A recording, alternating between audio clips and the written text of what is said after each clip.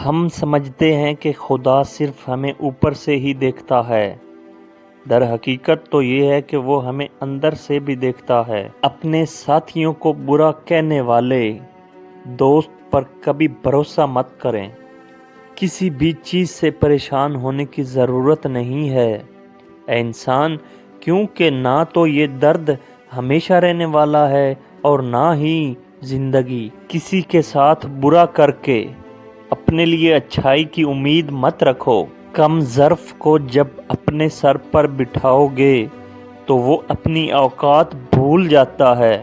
ہمیشہ ایسے شخص کو چنا کرو جو آپ کو عزت دے۔ عزت محبت سے کہیں زیادہ خاص ہوتی ہے۔ نصیب بھی ہار جاتا ہے تہجد کی دعاؤں کے آگے۔ پھر تمہیں کون سی چیز روک رہی ہے اللہ سے مانگنے سے؟ ہو سکتا ہے دنیا میں منافق بازی لے جائے، مگر آخرت سچے لوگوں کی کامیابی کا دن ہے۔ لاکھوں کمانے والے سے زیادہ وہ بندہ خوش رہتا ہے جو نہ ملی ہوئی چیزوں کی بجائے ملی ہوئی نعمتوں کو یاد رکھتا ہے۔ رشتہ خون کا ہو یا احساس کا، اس میں ضد نہیں آنی چاہیے، ورنہ ضد جیت جاتی ہے اور رشتے ہار جاتے ہیں۔ مشکلیں اپنا حل ساتھ لے کر آتی ہیں، بس بندے کو اللہ پر بھروسہ ہونا چاہیے۔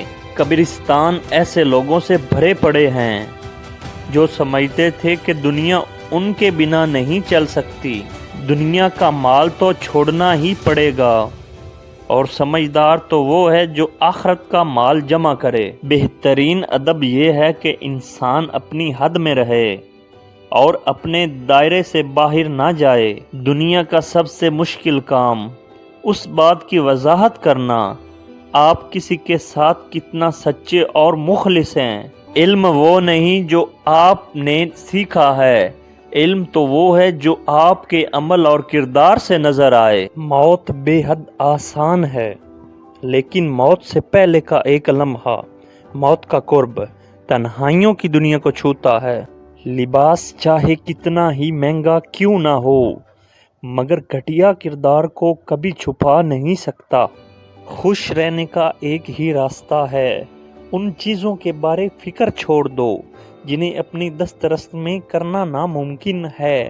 بندے اور اللہ تعالیٰ کی محبت میں فرق یہ ہے کہ بندے کی محبت انسان کی ہمیشہ کمزوری رہتی ہے، اور اللہ تعالیٰ کی محبت انسان کی ہمیشہ کی طاقت بن جاتی ہے۔